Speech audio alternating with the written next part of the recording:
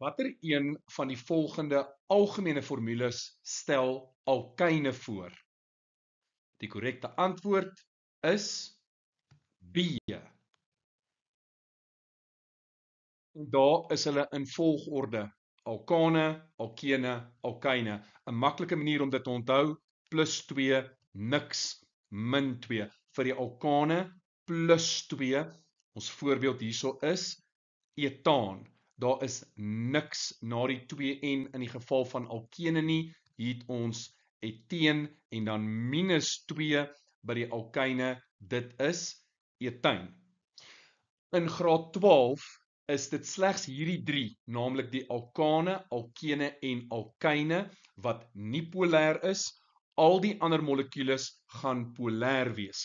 En omdat hierdie molekules nie polêr is, weet ons dat die intermolekulêre kragte hierso ter sprake gaan swak Londenkragte wees.